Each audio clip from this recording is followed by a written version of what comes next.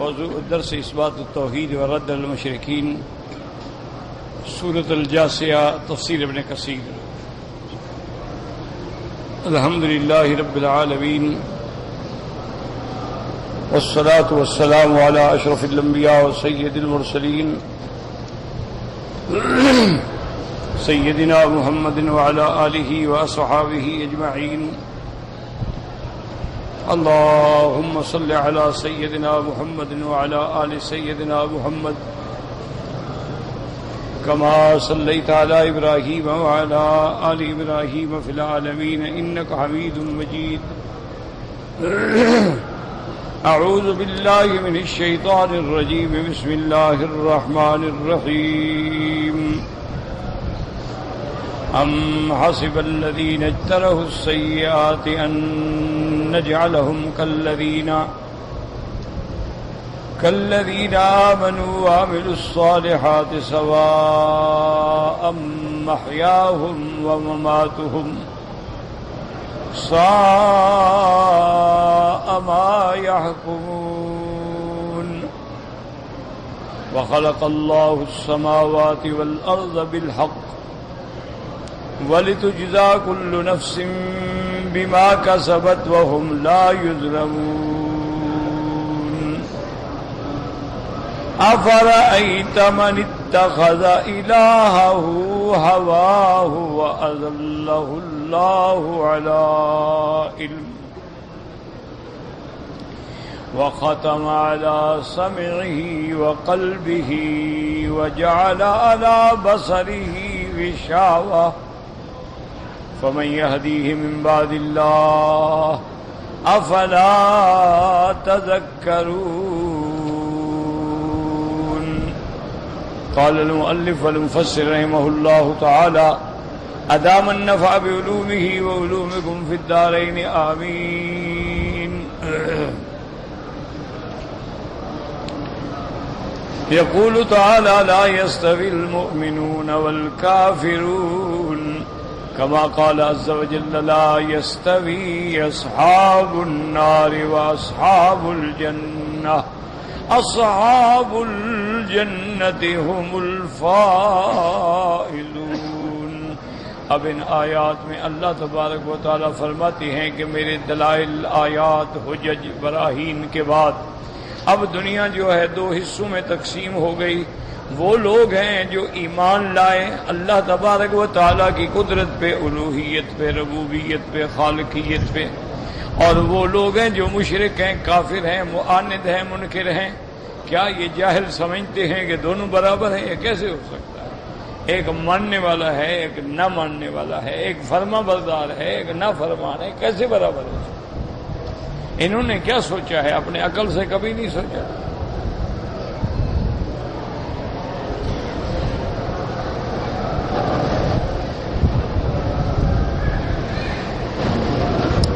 جیسے کہ اللہ تبارک و تعالی نے قرآن مقدس میں بڑے مقامات پہ فرمایا کہ لا یستوی المؤمنون والکافرون، مومن اور کافر برابر نہیں ہو سکتے۔ مومن کے لیے جنت ہے اور کافروں کے لیے جہنم ہے۔ دوسری آیت میں اللہ نے مزید وضاحت فرمائی کہ لا یستوی اصحاب النار، لا یستوی اصحاب النار واصحاب الجنت، اصحاب الجنت هم الفائزون۔ اللہ نے فرمایا کہ جو جہنمی ہیں وہ جنتیوں کے برابر نہیں ہو سکتے۔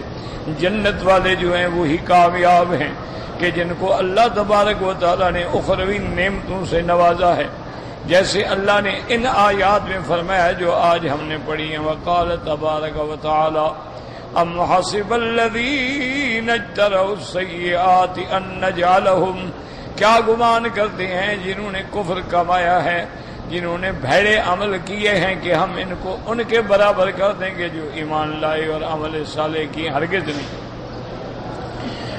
اس لیے فرماتے ہیں اجترحوا من عملوها وکسبوها، یعنی انہوں نے برے اعمال کمائے ہیں، ان نجعلہم، ہم ان کو ان کے برابر کر دیں گے، کالذین آمنوا وعملوا الصالحات، جو ایمان لائے اور جنہوں نے اچھے عمل کیے، سواء محیاہم ومماتہم، کیا ان کی زندگی دنیا اور آخرت ایک جیسی ہوگی؟ نہیں، ہرگز نہیں، بلکہ اللہ تبارک و تعالی ایمان والوں کو دنیا میں اور آخرت میں سرفراز فرمائیں گے۔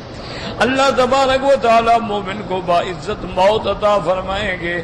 اللہ تبارک و تعالی کافروں کے لیے ذلت کی موت مقدر فرما چکے ہیں، تو برابر کیسے ہو سکتے ہیں؟ اس لیے فرماتے ہیں سواء محیاہم ومماتہم اے نساویہم فی الدنیا والآخرہ، کیا ہم ان کو برابر کر دیں گے دنیا آخرت میں؟ ساء ما یحکمون، ساء ما ظنوا بنا ویعدلنا ان نساوی بین الابرار والفجار فی الدار الآخرۃ وفی ہذہ الدار۔ اللہ فرماتے ہیں دیکھو انہوں نے کیا گمان کر رکھا ہے، کیسے فیصلے کرتے ہیں کہ مومن بھی برابر اور مشرک بھی برابر۔ کبھی نہیں ہو سکتا ہے، کبھی ہم ان کو ابرار اور فجار کو دنیا اور آخرت میں برابر نہیں کر سکتے۔ ابرار کے لیے مکانات ہیں دنیا کے اندر بھی عزت کے اور آخرت میں بھی عزت کے مقامات ہیں۔ قال الحافظ ابو یعلا حدثنا محمد بن ایہاب قال حدثنا بکیر بن عثمان التنوخی قال حدثنا الوزین بن عطاء عن یزید بن مرثد الباجی عن ابی ذر رضی اللہ تعالی عنہ قال ان اللہ تعالی بنا دینہ علی اربعۃ ارکان فمن صبر علیہن ولم یعمل بہن لقی اللہ من الفاسقین قیل وما ہن یا ابا ذر قال اسلم حلال اللہ للہ وحرام اللہ للہ وامر اللہ للہ ونہی اللہ للہ لا یؤتمن علیہن الا اللہ۔ اس روایت میں آتا ہے کہ حضرت ابی ذر رضی اللہ تعالیٰ عنہ فرماتی ہیں کہ اللہ نے گویا اپنے دین کی چار چیزوں پہ، چار ارکان پہ، چار دیواروں پہ بنیاد رکھی۔ فمن صبر علیہن ولم یعمل بہن لقی اللہ من الفاسقین، اور جو ان پہ عمل کرنے سے رک گیا، عمل نہ کیا، وہ قیامت کے اندر نافرمانوں میں اٹھے گا۔ صحابہ نے پوچھا وما ہن یا ابا ذر، وہ چار چیزیں کیا ہیں؟ اس نے کہا کہ مان لے جس کو اللہ نے حلال کیا ہے وہ حلال ہے، اور جس کو اللہ نے حرام کیا ہے وہ حرام ہے، اور جو اللہ نے حکم دیا ہے وہ حکم ہے، اور جس سے اللہ نے منع کیا ہے اس سے رک جائے۔ لا یأتمن علیہن الا اللہ، اور ان سب چیزوں پہ جاننے والا، نگرانی کرنے والا کوئی نہیں مگر اللہ تبارک و تعالی۔ یعنی جو آدمی اللہ کے حلال کو حلال مانے، حرام کو حرام مانے، اللہ کے احکام پہ چلے، اور اللہ نے جن چیزوں سے منع فرمایا ان سے رک جائے، تو پھر وہ آدمی دنیا و آخرت میں کامیاب ہوگا۔ قال ابو القاسم كما انه لا يجتني من الشوك العنب كذلك لا ينال الفجار منازل الابرار۔ هذا حدیث غریب من هذا الوجه۔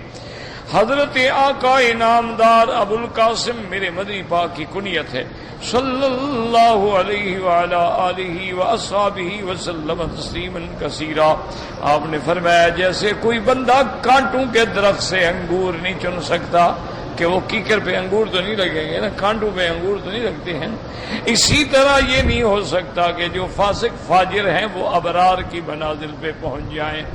ایک مومن ہے، ایک کافر ہے، ایک فاسق فاجر ہے اور ایک اللہ کا بتی بندہ ہے، تو کبھی ابرار اور فجار برابر نہیں ہو سکتے، کبھی مومنین اور کفار برابر نہیں ہو سکتے، کبھی اصحاب الجنہ اور اصحاب النار جو ہیں وہ برابر نہیں ہو سکتے۔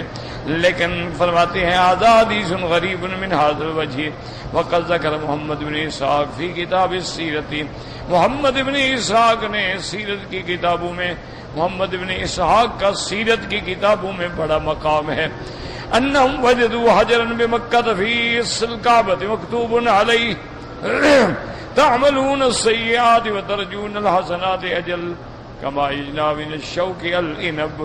محمد بن اسحاق نے کتاب السیرہ میں یہ لکھا ہے کہ جب کعبۃ اللہ کی بنا کر رہے تھے تو کعبۃ اللہ کی بنیادوں میں ایک پتھر ملا اور اس پتھر پہ یہ بات لکھی ہوئی تھی کہ کیسے لوگ ہیں تعملون السیئات، کرتے برائیاں ہیں لیکن اللہ سے نیکی مانگتے ہیں. اور یہ ایسی بات ہے کہ جیسے کوئی آدمی کانٹوں سے جا کے انگور کھانا چاہتا ہو.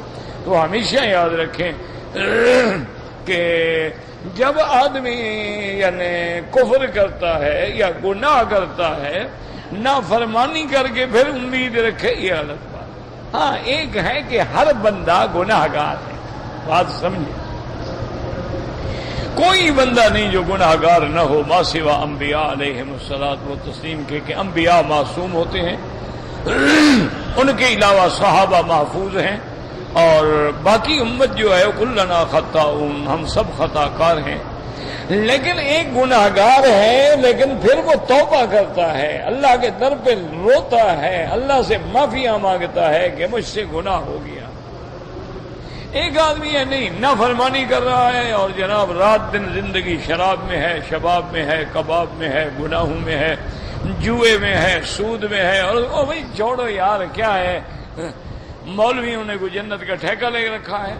تو ایسی امیدیں لگانا جو ہے یہ جہالت ہے. یہ تو ایسی بات ہے کہ جیسے کوئی کانٹوں کے درخت سے جا کے کہے کہ انگور لگے ہوئے ہوں گے، یہ بات نہیں. ہاں ایک ہے گناہ ہو جانا، غلطی ہو جانا. بڑے بڑے لوگوں سے گناہ ہو گئے، بڑے بڑے لوگوں سے خطائیں ہو گئی، ہر بندے سے کوئی نہ کوئی خطا ہو جاتی ہے، یہ الگ بات ہے. ایک ہے کہ نہیں زندگی فاجر ہے، بالکل تمام فسق و فجور کے کام کر رہا ہے، اور پھر یہ کہ نہیں جی چھوڑیں جی اللہ غفور الرحیم ہے.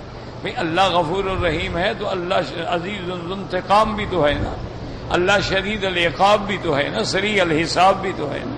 یہ تو نہیں ہے کہ صرف ایک بات میں نظر، تم تو نافرمانی کرتے رہو، وہ آپ کے ساتھ مہربانی کرتے ہیں، اس کو آپ کی کیا ضرورت ہے.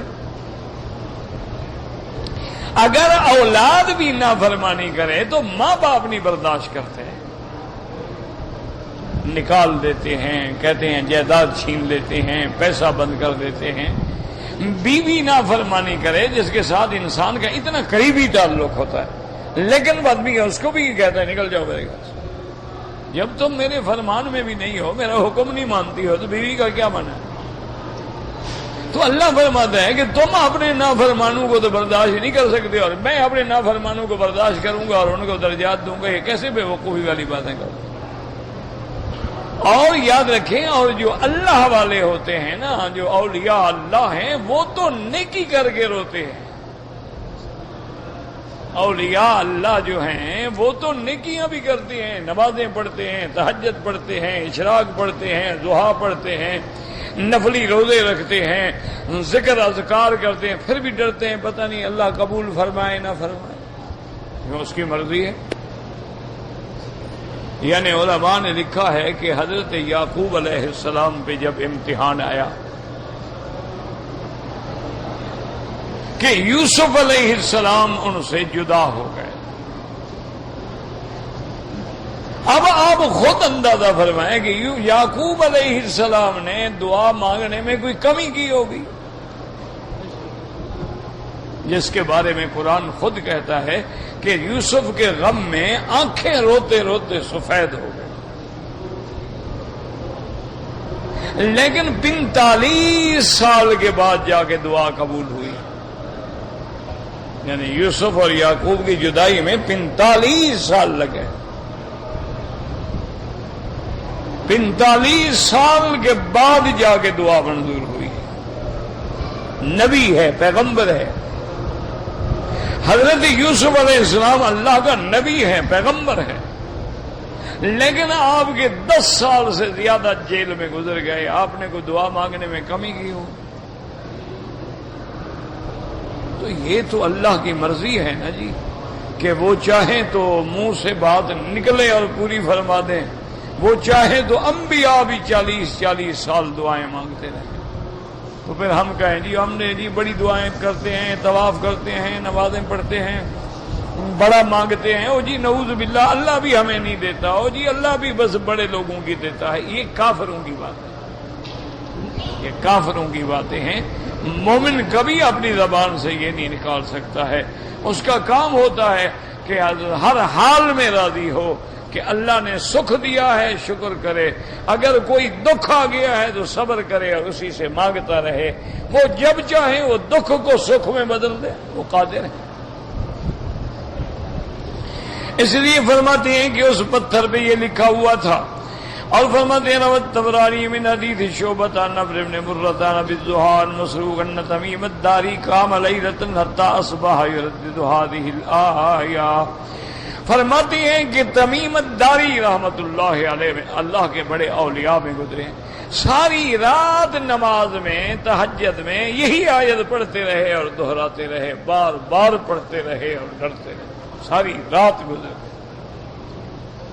اسی طرح حدیثوں میں آتا ہے، صحیح احادیث مبارک میں، کہ میرے آقا محبوب دو عالم حبیب خدا سیدنا محمد مصطفیٰ صلی اللہ علیہ وسلم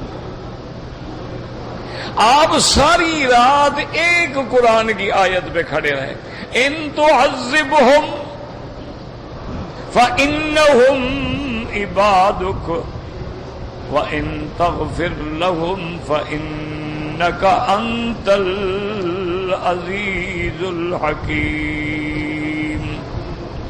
کہ یا اللہ اگر ان کو عذاب دیں، تیرے بندے ہیں، کون روک سکتا ہے، تیری مخلوق ہے، اور اگر آپ بخش دیں، معاف کر دیں، تو آپ غالب بھی ہیں، حکمت والے بھی ہیں، آپ کے غلبے میں آپ کی شان میں کوئی کمی نہیں آئے گی۔ ساری رات حضور اسی آیت کو پڑھتے۔ اسی طرح بعض صحابہ جو ہیں، جب کوئی آیت قرآن پاک میں آ جاتی نا جی، جس میں اللہ کی طرف سے وعید ہے، جہنم کا ذکر ہے، تو صحابہ بیمار ہو جاتے تھے، یعنی چل نہیں سکتے، کھڑے نہیں ہو سکتے اللہ کے ڈر سے۔ ایک ہم ہیں کہ نافرمانیاں بھی ہیں اور غلط امیدیں بھی ہیں، تو یہ بات نہیں ہے کہ آدمی اللہ کی نافرمانی کرے اور پھر امیدیں بھی رکھے، ہاں گناہ ہو جانا الگ بات ہوتی ہے۔ اس لیے فرماتی ہیں کہ حضرت تمیم الداری اسی آیت پہ کھڑے رہے، ام حسب الذین اجتروا السیئات ان نجعلهم کالذین آمنوا وعملوا الصالحات سواء محیاهم ومماتهم ساء ما یحکمون۔ جیسے اللہ نے فرمایا خلق اللہ السماوات والارض بالحق، اللہ تبارک و تعالی نے آسمانوں اور زمینوں کو عدل سے بنایا ہے، اور عدل کے لیے بنایا ہے، انصاف کے لیے بنایا ہے، وَلِتُجْزَىٰ كُلُّ نَفْسٍ بِمَا كَسَبَتْ وَهُمْ لَا يُظْلَمُونَ، اور اللہ ہر بندے کو جو وہ کرے گا اس کی سزا دیں گے، ان پہ ظلم نہیں ہوگا۔ یہ نہیں ہوگا کبھی کسی کی نیکی کم کر دی جائے یا کسی کو سزا زیادہ دے دی جائے، نہیں، جتنا جرم ہوگا وہی سزا ہوگا۔ ثم قال جل وعلا افرأيت من اتخذ إلهه هواه وأضله الله على علم أي إنما يعتبر بهواه ومهما رآه حسنا فعله مهما رآه قبيحا تركه، وهذا قد يستدل به المعتزلة بقول بالتحسين والقبيح العقليين، وعن مالك فيما روى عنه عن التفسير لا يعوي شيئا إلا عبده۔ اللہ نے فرمایا دیکھو اس شخص کو، افرأیت من اتخذ الہہ ہوا، جس نے اپنی خواہش کو خدا بنا رکھا ہے۔ کیا معنی؟ معنی یہ ہوتا ہے کہ دیکھو نا، اللہ کا حکم ہے کہ نماز پڑھو، اب اس کا نفس کہتے ہیں چھوڑو نہ پڑھو، تو اب وہ نفس کی عبادت کر رہا ہے، اپنی خواہش کے پیچھے چل رہا ہے، تو گویا خواہش کو خدا بنا دیا۔ اللہ فرماتی ہیں شراب حرام ہے، وہ کہتے ہیں نہیں چھوڑو یار، موسم ہے، آج پیو عیش کرو، تو معنی یہ ہے کہ گویا اس نے اپنی خواہشات کو اپنا معبود بنا لیا ہے، کہ جو تمنا کر لی، خواہش کر لی، اس میں عمل کر لیا، اور جس چیز کا دل نہ کیا اس کو چھوڑ دیا، تو گویا اس نے خدا اپنی خواہشات کو بنایا، اللہ پر ایمان ہی نہیں۔ اس لیے فرماتے ہیں افرأیت من اتخذ الہہ ہوا، کیا معنی؟ انما یعتبر بہواہ، یعنی وہ اپنی خواہش پہ چلتا ہے، جب کسی چیز کو مہما رآہ حسنا دیکھتا ہے اچھا ہے تو کر لیتا ہے، اور اگر دماغ کہتا ہے یہ غلط ہے تو چھوڑ دیتا ہے۔ وهذا قد يستدل به على المعتزلة بقول بالتحسين والتقبیح العقلیہ. یہ معتزلہ کا مسئلہ ہے یعنی حسن اور قبیح کا. وعن مالک فيما روى عنه من التفسير لا يعوي شيئا الا عبده. حضرت مالک فرماتے ہیں کہ اس کا معنی یہ ہے کہ وہ کسی چیز کوئی اچھی لگ گئی بس اسی کے پیچھے لگ گیا, اسی کی عبادت کرنے لگ گیا. دل آیا تو سورج کا پجاری بن گیا, کبھی آگ کا پجاری بن گیا, کبھی بتوں کا پجاری بن گیا, کبھی بندوں کا پجاری بن گیا. وَأَذَلَّهُ اللَّهُ عَلَىٰ عِلْمٍ. کیا معنی اس کے دو معنی ہیں, یعنی اللہ نے جان کے اس کو گمراہ کیا. اللہ جانتے ہیں کہ یہ گمراہی کا حقدار ہے. مَن يَهْدِهِ اللَّهُ فَلَا مُضِلَّ لَهُ وَمَن يُضْلِلْهُ فَلَا هَادِيَ لَهُ. تو اللہ تبارک و تعالیٰ جو فیصلہ فرماتے ہیں اپنے علم پہ فرماتے ہیں. یہ حتمل قول ہے, اس میں دو قول ہیں. احدہما وَأَذَلَّهُ اللَّهُ لِعِلْمِهِ. اللہ نے اس کو گمراہ کیوں کیا, وہ جانتے ہیں کہ یہ گمراہی کا مستحق ہے. وَالْآخَرُ وَأَذَلَّهُ اللَّهُ بَعْدَ بُلُوغِ الْعِلْمِ إِلَيْهِ وَقِيَامِ الْحُجَّةِ عَلَيْهِ. اور دوسرا قول یہ ہے کہ اذلہ اللہ علی علم کا معنی کہ اللہ نے ان کو علم دے دیا, اللہ نے ہدایات پہنچا دی, اس کے باوجود حجت تمام ہو گئی, نہیں مانا تو پھر گمراہ ہو. والثانی یستلزم الاول ولا يناقض. وختم على سمعه وقلبه وجعل على بصره غشاوة. اللہ نے اس کے کانوں پہ, اس کے دل پہ مہر لگا دی ہے اور اس کے آنکھوں پہ پردہ ہے. کیا معنی؟ فلا يسمع ما ينفعه. وہ چیز سنتا ہی نہیں جو اس کے نفع کے لیے ہے. ولا يعي شيئا يهتدي به. اور نہ ایسی چیزوں کو یاد رکھتا ہے جو اس کی ہدایت کا ذریعہ بنے. ولا يرى حجة يستضيء بها. اور نہ دلائل پہ نظر ڈالتا ہے کہ ان کی روشنی سے روشنی حاصل کرے. اس لیے اللہ فرماتے فَمَن يَهْدِيهِ مِن بَعْدِ اللَّهِ أَفَلَا تَذَكَّرُونَ. میرے محبوب کون اس کو ہدایت دے گا, اللہ نے جب اس کو گمراہ کر دیا ہے, کیا یہ نصیحت حاصل نہیں کرتے؟ كقوله تبارک و تعالی من يضلل الله فلا هادي له ويذرهم في طغيانهم يعمهون. اللہ نے فرمایا میرے محبوب جو گمراہ ہیں, من يضلل اللہ, جس کو اللہ نے گم کردہ راہ بنا دیا اس کو کوئی ہدایت نہیں دے. اب چھوڑیں ان کو ان کی سرکشی میں اوندھے پڑے رہیں. وقالوا ما هي الا حياتنا الدنيا نموت ونحيا وما يهلكنا الا الدهر وما لهم بذلك من علم ان هم الا يظنون. واذا تتلى عليهم آياتنا بينات ما كان حجتهم الا ان قالوا ائتوا بآبائنا ان کنتم صادقین. قل اللہ یحییکم ثم یمیتکم ثم یجمعکم الی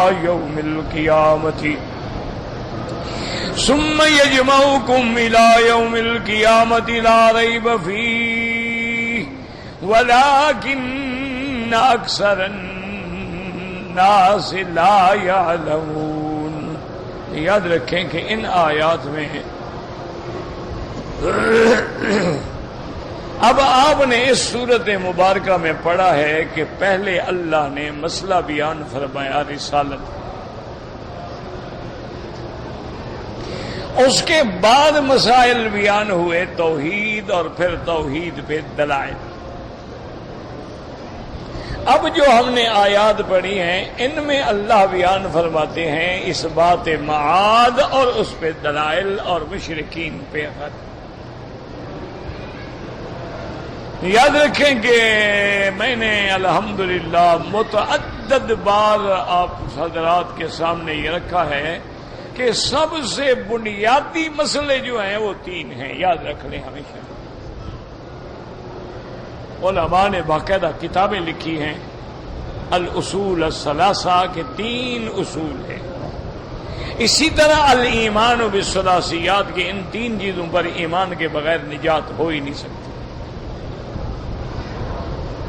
اور یہ 3 مسئلے ایسے ہیں جو حضرت نوح علیہ السلام سے لے کر میرے آقا حبیب خدا حضرت محمد مصطفیٰ صلی اللہ علیہ وسلم تک یعنی ایک ہے، ان میں کوئی ذرے کے برابر فرق نہیں۔ پہلا اصول کیا ہے؟ توحید۔ اس کو علماء مصطلحات میں الہیات بھی کہتے ہیں۔ پھر جب توحید کا ذکر آئے گا تو یاد رکھو توحید الوہیت بھی ہوگی، توحید ربوبیت بھی ہوگی، توحید فی الاسماء و صفات بھی ہوگی۔ اور جب توحید کا ذکر آئے گا تو شرک کا رد بھی ہوگا۔ یہ سب سے پہلا مسئلہ۔ اور دوسرا مسئلہ ہے الایمان بالرسالۃ والنبوۃ، کہ اللہ نے جتنے پیغمبر بھیجے ہیں، رسول بھیجے ہیں، نبی بھیجے ہیں، ان سب پر ایمان لائے۔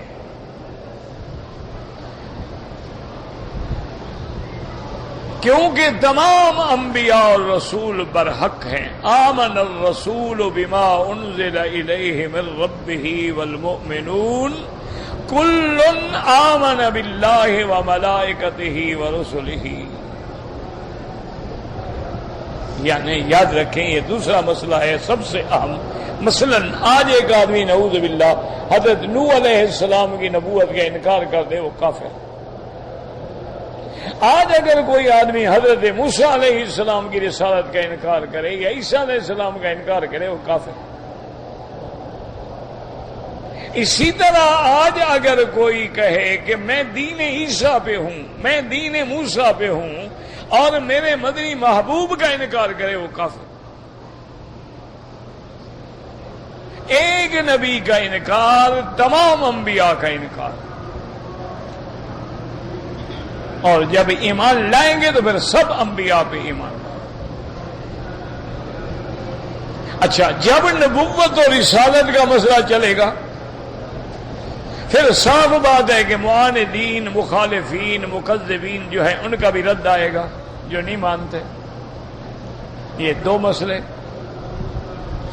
اور تیسرا مسئلہ ہے معاد۔ کیا مانا؟ کہ ہم سب نے مر جانا ہے، لیکن مرنے کے بعد دوبارہ ہم نے زندہ ہونا ہے،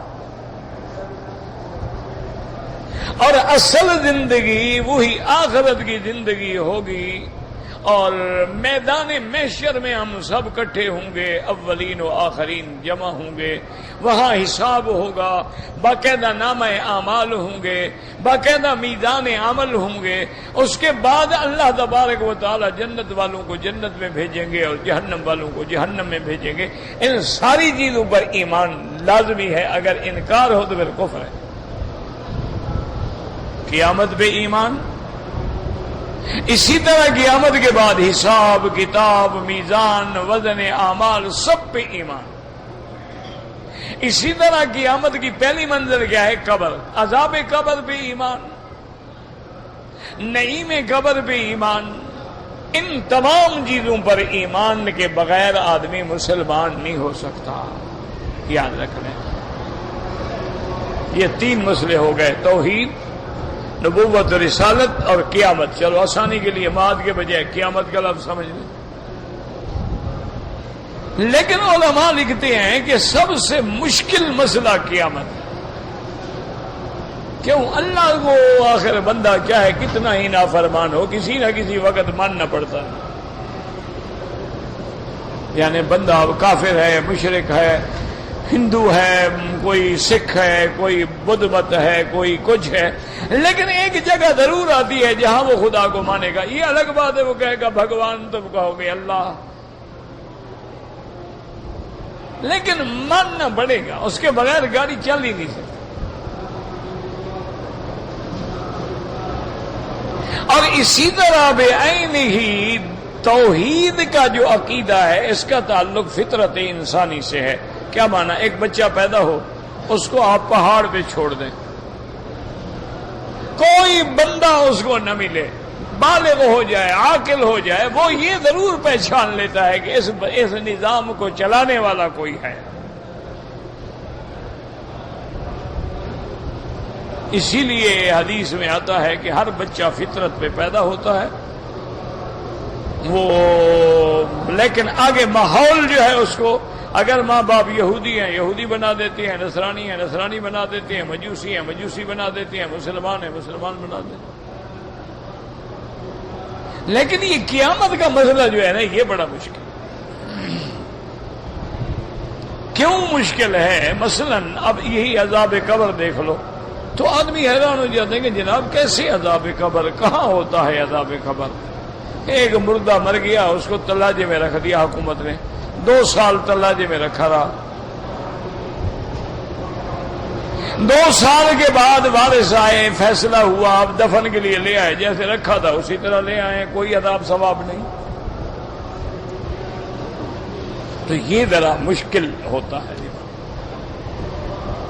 یہ بات بڑی مشکل ہو جاتی ہے کہ جی ایک بندہ مر گیا ہے، اس کو ہم نے زمین میں دفن کر دیا ہے، اوپر ہم نے مٹی ڈال دی ہے، اب اس کے لیے اس قبر میں کیسے رحمت، کیسے نعمت، کیسے باغ، کیسے وسعت پیدا ہو سکتی ہے؟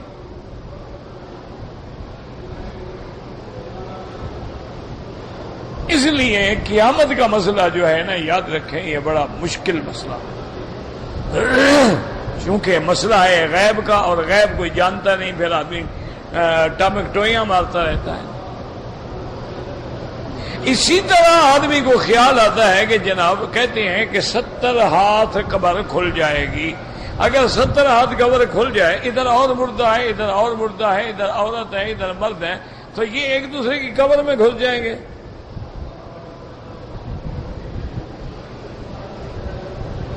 تو یہ دماغ میں کھولتی ہیں بات.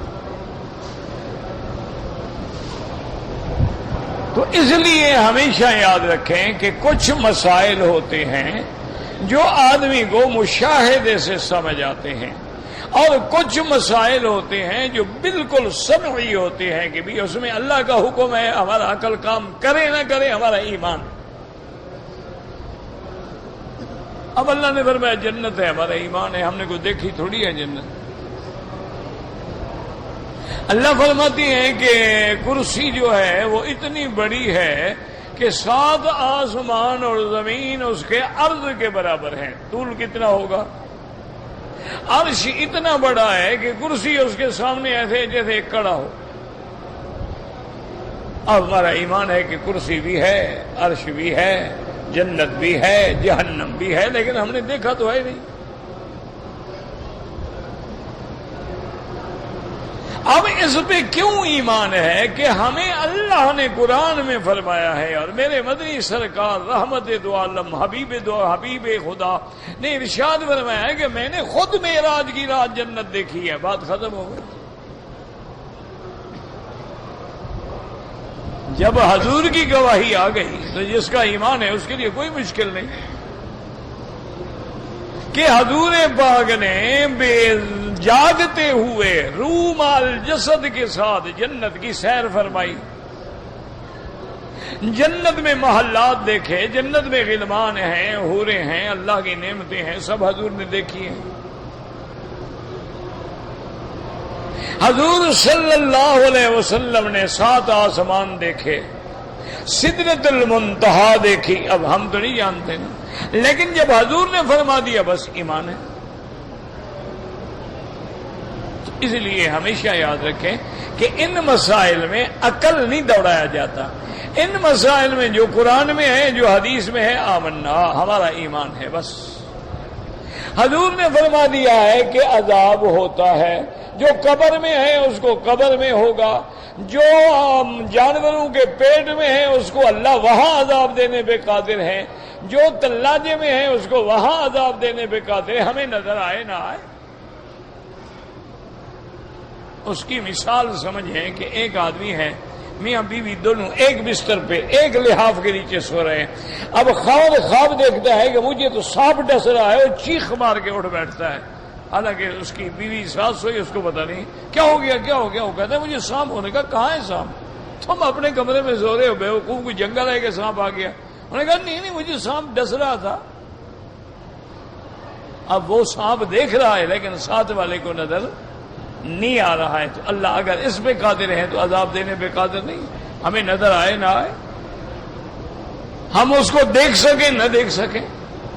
تو اس لیے ہمیشہ یاد رکھیں کہ قیامت کے مسائل پر بالکل سیدھا ایمان رکھیں کہ جو باتیں اللہ نے قرآن میں فرما دی ہیں وہ حق ہیں، اور جو باتیں حضور پاک نے فرما دی ہیں وہ حق ہیں.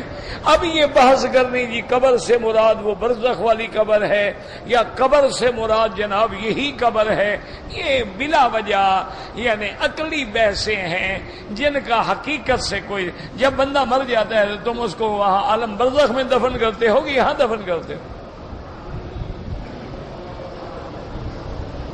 ایک حقائق ہے فَأَمَاتَهُ فَأَقْبَرَهُ. اور اللہ فرماتے ہیں اذا بعثر ما فی القبور، کہ جب قبروں میں جو کچھ ہے اٹھایا جائے گا. حضور پاک نے قبر پہ کھڑے ہو کے فرمایا کہ الآن یسأل، اب اپنے بھائی کے لیے دعا مانگو، ابھی اس سے سوال جواب ہوگا. تو آپ قبر پہ کھڑے ہیں. حضور پاک قبروں پہ گزرے، فرمایا انہما لیعذبان، ان دو قبر والوں پہ عذاب ہو رہا. حضور پاک نے فرمایا تعوذوا من عذاب القبر، عذاب قبر سے پناہ مانگا کرو. تو اگر وہ ہے ہی نہیں، محض ایک خیال ہے، ایک تصور ہے، جیسے منکرین کہتے ہیں. اور آج کل تو اللہ معاف کرے بڑے بڑے علماء بیچارے بھٹک گئے.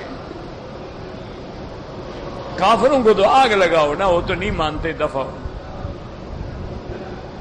مشکل یہ ہو گئی ہے کہ بڑے بڑے اہل علم اور اپنے آپ کو اہل سنت والجماعت میں شمار کرنے والے جو ہیں وہ بھی عذاب قبر کا انکار کر بیٹھے. انا للہ و انا الیہ راجعون. اللہ سے ہدایت کی دعا مانگا کریں، کیونکہ بندہ علم سے نہیں بچ سکتا جب تک بچانے والا نہ بچائے. اگر علم سے نجات ہوتی تو شیطان کے بعد بڑا علم تھا، وہ تو عالم ملائکہ کے ساتھ رہتا تھا، اس کے پاس تو علم کی کمی نہیں تھی. اگر علم پہ نجات ہوتی تو قارون کے پاس بھی علم تھا، شداد کے پاس بھی علم تھا، فرعون کے پاس بھی علم تھا. اگر علم سے نجات ہوتی تو مکے کے کافر جو ہیں، ابھی جہل ہے، ولید بن المغیرہ ہے، یہ سب بڑے سمجھدار اور بڑے علم والے لوگ تھے. اصل بات یہ ہے کہ ہدایت اللہ کے ہاتھ میں ہے. آدمی کو علم نہیں بچا سکتا جب تک کہ اللہ ہدایت نہ دے، ورنہ علم ایسی دو دھاری تلوار ہے کہ اگر آپ صحیح راستے پہ رہیں گے تو جنت میں لے جائے گا، ورنہ جب عالم بھٹکتا ہے وہ خود گمراہ نہیں ہوتا، پھر لاکھوں کو گمراہ کر دیتا. اللہ تبارک و تعالی رحمت فرمائے کہ جتنا عالم کا مقام اونچا ہے کہ اس کی نیند بھی عبادت ہے، اتنا خوف بھی بڑا ہے کہ جب عالم بھٹک جائے، نعوذ باللہ ثم نعوذ باللہ. آج کل دیکھا نہیں ساری دنیا میں کیا جھگڑے ہیں؟ یہی ہے نا کہ مولوی ایسے بگڑ گئے، کوئی بدعات کا شکار ہو گئے ہیں، کوئی الہاد کا شکار ہو گئے ہیں، کوئی جدید ماڈرنزم کا شکار ہو گئے ہیں. کسی نے پردے کا انکار کر دیا، کسی نے رجم کا انکار کر دیا، کسی نے دجال کا انکار کر دیا، کسی نے نماز کا انکار کر دیا، کسی نے سود کا انکار کر دیا. انہوں نے کہا جی سود وہ ہے وہ جو ہندو کھاتے تھے، وہ مہاگنی سود، یہ بینکوں میں ہے، یہ تو سروس چارجز ہیں، سود تھوڑا ہے. کتنے لوگ ہیں علم والے، انہوں نے کہا جی کہ شراب حرام ہے بالکل، لیکن شراب وہ ہے کہ جو عقل کو ختم کر دے، اور شراب وہ ہے جو انگور سے نکالا جائے۔ ہم جو پیتے ہیں یہ تو ہم مالٹے سے بناتے ہیں، انگور سے نہیں بناتے، ہم سیب سے بناتے ہیں، ہم گڑ سے بناتے ہیں، ہم کیکر کی چھال سے بناتے ہیں، ہم دنیا کے ہر گند بلا سے بنا لیتے ہیں، تو یہ تو حرام نہیں ہے۔ علم والے بھٹک ہیں۔ کتنے علم والے ہیں جنہوں نے کہا کہ عورت کے لیے چہرے کا پردہ ضروری نہیں ہے۔ اب ایک چھوٹے سے بچے سے بھی پوچھو بھی پردے کا کیا مانا، بھی آدمی فتنے سے بچے، تو فتنہ چہرے میں ہوتا ہے، پاؤں میں ہوتا ہے، اور جو چیز فتنے کا ذریعہ اسی کو چھپائیں گے نا آپ۔ اگر وہ فتنے والی چیز ظاہر ہے تو باقی چھپانے کی کیا ضرورت ہے؟ باقی تو ویسے بھی آدمی چھپا کے رکھتا ہے، کیا ہے دیکھنے دکھانے والی کون سی چیز ہے؟ ایک ہی چہرہ تو ہے جس کو دیکھنے کے بعد، یہ چہرہ ہی تو تھا نا جو میرے مدنی محمد مصطفیٰ کے چہرے پہ نظر ڈالتا کلمہ پڑھ لیتا۔ شرط ہے کہ ایمان کی نظر ہو۔ ایک بڑا سردار ہے نا اسی مکے میں، اس کو ابو جہل کا دوست تھا۔ ابو جہل نے کہا کہ دیکھو بھائی تم میرے دوست ہو، مکے میں عمرہ کرو، طواف کرو، عبادت کرو، جو مرضی آئے کرو، یہاں ایک ہماری برادری کا ایک بندہ پیدا ہوا ہے جس کا نام محمد ابن عبداللہ ہے، وہ نبوت کا دعویٰ کرتا ہے، اس کے قریب نہیں جانا۔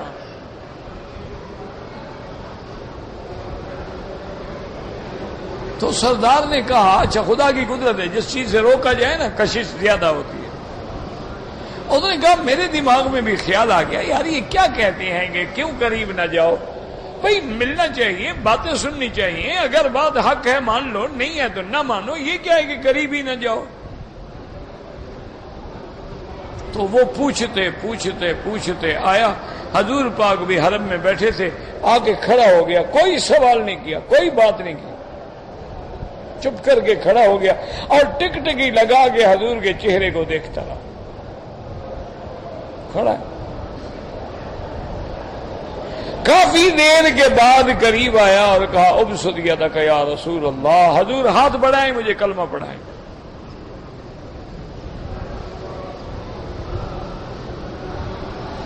حضور پاک نے کلمہ پڑھا دیا، مسلمان ہو گیا۔ جب واپس جانے لگا ابو جہل ساری برادری اس کی اکٹھی ہو گئی، انہوں نے کہا یار تمہیں کیا ہو گیا، ہم نے تو تمہیں کہا تھا نا کہ بالکل نہ جانا، اور تم اتنے سمجھدار ہو، سردار ہو، وڈیرے ہو، ساری زندگی فیصلے کرتے آئے ہو، تم نے تو کوئی بات ہی نہیں پوچھی۔ ابو جہل زیادہ باتیں نہ کرو، واللہ لیس ھذا وجہ کذاب، خدا کی قسم ہے یہ چہرہ کبھی جھوٹا نہیں ہو سکتا، بس مجھے کسی دلیل کی ضرورت ہی نہیں، یہ چہرہ کبھی جھوٹ نہیں بول سکتا۔ تو اللہ کے بندے حالات یہ ہوتے ہیں کہ جب اللہ تبارک و تعالی ہدایت عطا فرما دے، ورنہ بڑے بڑے علم والے، بڑے بڑے لوگ جو ہیں، یہ قادیانی دیکھ لو کتنے پڑھے لکھے لوگ ہیں، آغا خانی دیکھ لو کتنے پڑھے لکھے لوگ ہیں، اسماعیلی فرقے والے دیکھ لو کتنے پڑھے لکھے لوگ ہیں، اسی طرح معتزلہ میں دیکھ لو، کرامیہ دیکھ لو، جبریہ دیکھ لو، قدریہ دیکھ لو، مشبہہ دیکھ لو، خوارج دیکھ لو، نواسب دیکھ لو، جتنے روافض دیکھ لو، کتنے بڑے بڑے ان میں فحول العلماء، اتنے بڑے عالم گزرے ہیں کہ ان کے علم کا اندازہ کرو بندے کی ٹوپیاں گر جائیں، لیکن گمراہ ہو گئے۔ کتنے بڑے بڑے لوگ ہیں جنہوں نے قرآن کی تفسیر لکھی ہے۔ قرآن کی تفسیر لکھنا کوئی بچوں کا کھیل نہیں ہے۔ ہاں یہ الگ بات ہے کہ کوئی ادھر سے لکھ لیا، کوئی ادھر سے لکھ لیا، ادھر سے لکھ لیا، نیچے نام اپنا لکھ دیا۔ آج کل تو یہی رواج ہے نا، کتاب لکھنی ہو نا جی 10 کتابیں سامنے رکھ لو، اس کے ایک صفحہ اس کا، ایک اس کا، ایک اس کا، عبارت اپنی، بس ماشاءاللہ تم بھی مصنف بن گئے۔ کیا مشکل کیا ہے؟ ایک ہے گماروں نے کہا ہے جنہوں نے اس مسئلے پہ سب سے پہلے قلم اٹھایا، کسی نے قلم نہیں اٹھایا تھا۔ کمال وہ ہے کہ مثلا امام بخاری کی رحمت اللہ علیہ صحیح جامع الصحیح کی سینکڑوں شرحیں لکھی گئی ہیں، لیکن کمال شارح کا تب ہوتا ہے کہ وہ بات کرے جو لوگوں نے نہیں بیان کی۔ اگر وہی باتیں نقل کر رہا ہے تو پھر نئی کتاب لکھنے کی کیا ضرورت تھی؟ اس لیے ہمیشہ یاد رکھیں کہ قیامت کا مسئلہ جو ہے بڑا مشکل ہے، لیکن ان کے لیے کوئی مشکل نہیں جن کا اللہ پر ایمان ہے، سرکار دو عالم پہ ایمان ہے۔ جب حضور نے فرما دیا عذاب قبر حق ہے، حق ہے، حضور نے فرما دیا جنت حق ہے، حق ہے، حضور نے فرما دیا جہنم حق ہے، حق ہے، حضور نے فرما دیا میزان ہوگا، پل صراط ہوگی، گزرنا ہوگا، سب حق ہے اور اس پر ہمارا ایمان ہے، اور یہی ذریعہ نجات ہے۔ اللہ آپ کو بھی ہمیں بھی صحیح عقیدے پہ قائم رکھے اور خاتمہ ایمان پہ فرمائے۔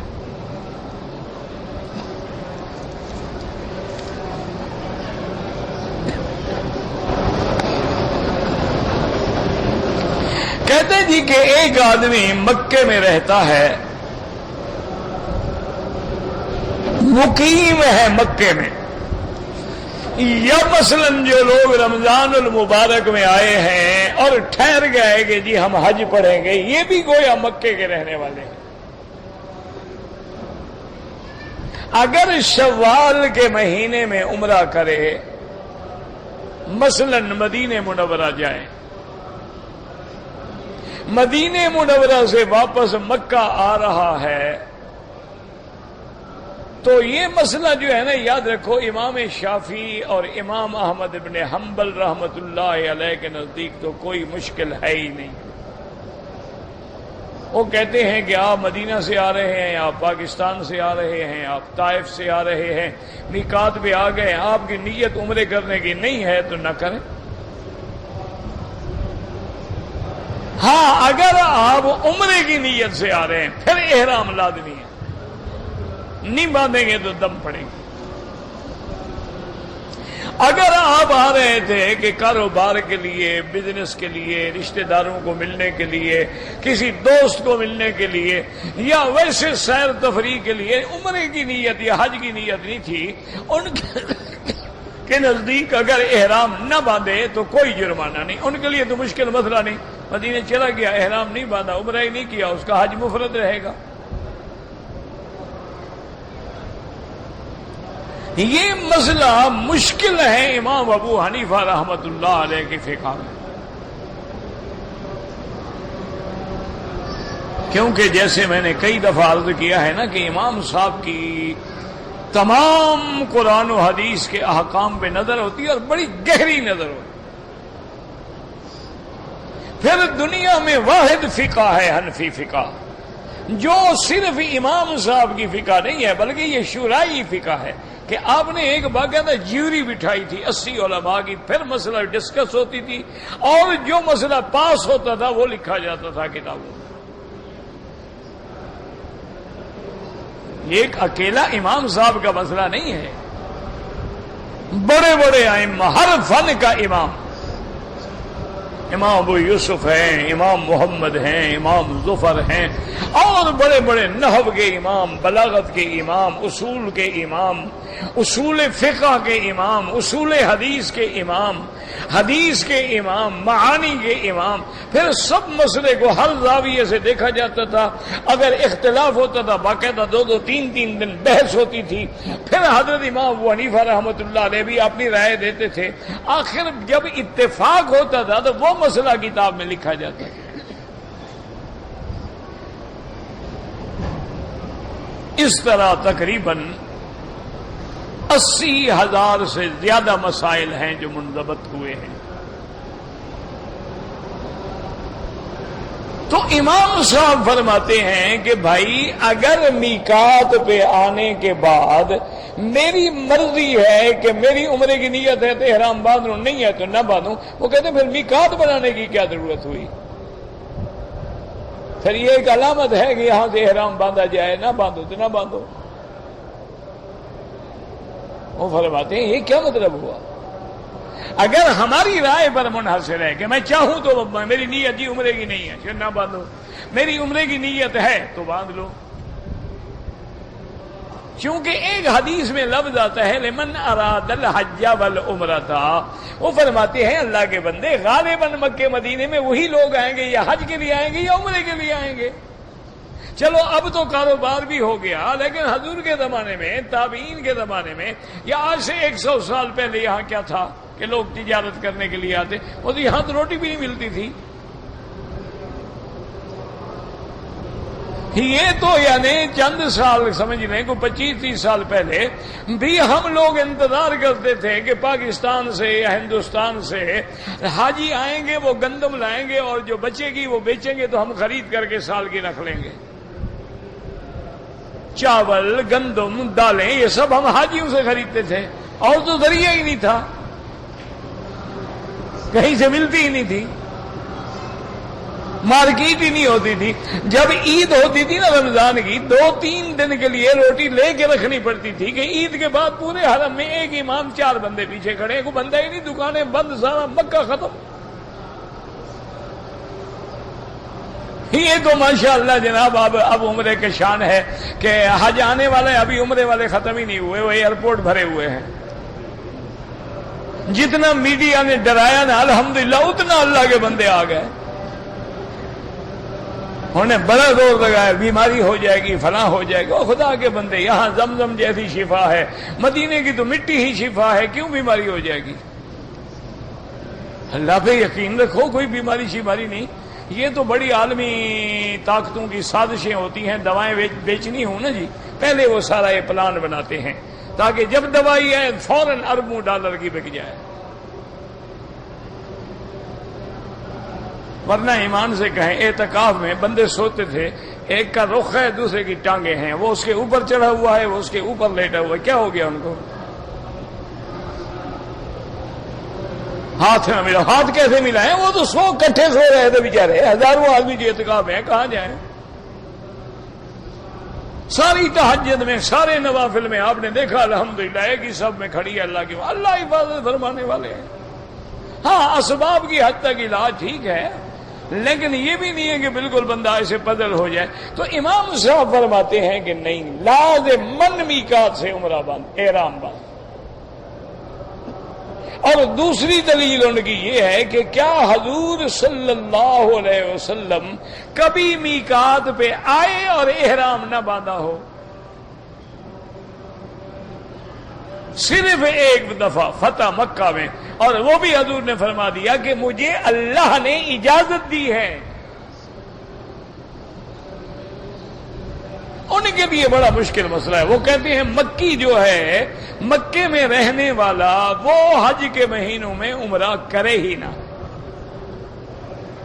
کیونکہ عمرہ کرنے سے یا تمتع بنے گا یا ملائے گا تو قران بنے گا، اور قرآن کہتا ہے کہ ذالک لمن لم یکن اہلہ حاضر المسجد الحرام، کہ تمتع اور قران ان کا ہے جن کی فیملی یہاں نہیں رہتی، جو باہر سے آئیں گے۔ مکے والے کے لیے تمتع قران ہے ہی نہیں، اس کے لیے حج مفرد ہے۔ اب وہ کہتے ہیں اگر عمرہ کرے گا تو اب لازم تمتع ہوگا، اور پھر وہ فرماتے ہیں کہ اصل عمرہ وہ ہے جو المام بالاہل ہو، یعنی اپنے ملک سے جب واپس آگے باندھے۔ اگر مدینے سے جا کے عمرہ کر لیا، وہ کہتے ہیں اس کو دم تو پڑ جائے گی کہ اس نے غلطی کی، کیوں کیا عمرہ، ایسا نہیں کرنا چاہیے تھا، لیکن اس کا تمتع نہیں ہوگا، رہے گا حج مفرد، لیکن اس کو جرمانے کی بکری دینی پڑے گی کہ جب مکی کے لیے ان دنوں میں عمرہ نہیں تھا، اس نے کیوں کیا؟ وہ کہتے ہیں کہ اگر آپ مکے میں رہنے والے ہیں تو بغیر کسی عذر کے نہ جائیں میقات کے باہر۔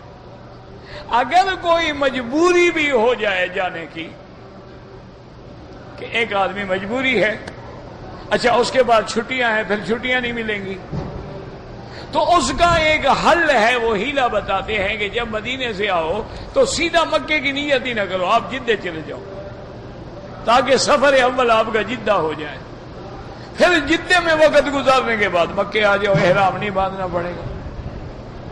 اور یہ باقاعدہ کتابوں میں لکھا ہوا ہے کہ آدمی عرفات سے آ رہا ہے، نوا بستان و عرفہ تھا، لیکن اگر اس نے عرفات کے باغ کی نیت کر لی ہے، وہاں بیٹھ گیا، پھر آ گیا تو اس پہ دم نہیں پڑے گی۔ تو اس لیے بہرحال اگر آپ شدت سے حنفی مسلک پہ عمل پیرا ہیں تو عمرہ کریں ہی نہیں، اور اگر آپ کریں گے تو پھر آپ کو دم دینی ہوگی، ورنہ باقی ائمہ کے نزدیک کوئی مشکل نہیں، وہ کہتے ہیں عمرہ کرے گا اس کا تمتع ہو گیا بس۔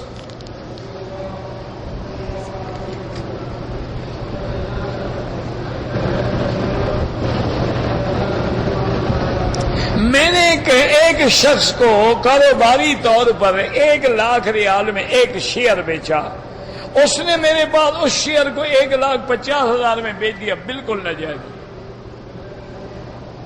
آپ نے بیچ دیا، انتظار کرو، ریٹ بڑھ گیا الگ بات ہے، کبھی شیئر اپ ہو جاتے ہیں کبھی ڈاؤن ہو جاتے ہیں۔ میں اپنی بیٹی کا نام حریم رکھنا، جو مرضی آئے رکھو جی، مجھے تو ناموں سے کوئی دلچسپی نہیں ہے۔ حریم جہاں حرمت سے ہے وہاں حرام سے بھی ہے، یہ بھی دیکھ لیا کرو، نئے نئے نام رکھنے کا آپ کو شوق ہے نا، تو حریم کا معنی آپ نے حرمت والی تو بنا لیا، لیکن حریم حرام سے بھی ہے۔ لم تحرم ما احل اللہ، سورۃ التحریم کا کیا معنی ہے؟ تو سیدھی بات ہے، حضور کی بیٹیوں کے نام تمہیں اچھے نہیں لگتے، حضور کی بیویوں کے نام بھی اچھے نہیں لگتے، تو پھر کافروں کے نام کو ڈیانا شیانا رکھ لو، مونا لیزا رکھ لو، پھر خام خواہ قرآن کو کیوں بگاڑتے ہو؟ پھر قرآن کے الفاظ کو کیوں بگاڑتے ہیں آپ؟ یا تو اللہ کے قرآن کے، دین کے، صحابہ کے، صحابیات کے اور امہات المومنین کے، بناتے رسول کے، بناتے انبیاء کے نام رکھیں۔ اگر یہ نہیں ہے تو پھر ماڈرن نام رکھیں، ماشاءاللہ، پتہ لگے کہ مائیکل جیکسن کی بیوی ہے یہ یا بیٹی ہے، یہ تو نہ پتہ لگے نا کہ حضور کی امت کی بیٹی ہے۔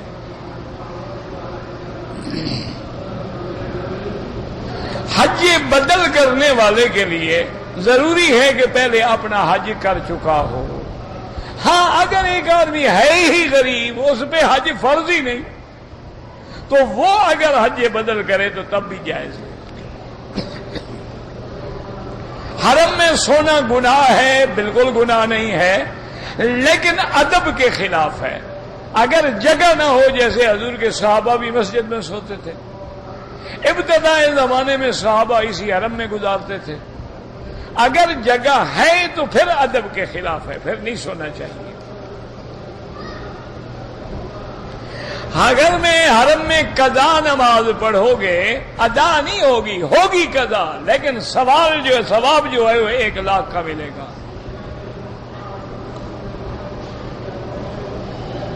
ہمارے گاؤں میں ایک چوک تھا اور بازار تھی، اس کو مسجد میں ملا دیا ہے تو اچھا کیا ہے، کیا برائی کی ہے انہوں نے؟ مسجد کو بازار بنا دیتا، یہ تو حرام ہے، لیکن اگر بازار کے دکانوں کو توڑ کے مسجد بڑی کر دی تو اچھی بات ہے، یہ کیا برائی ہو گئی؟ ربنا تقبل منا انک انت السمیع العلیم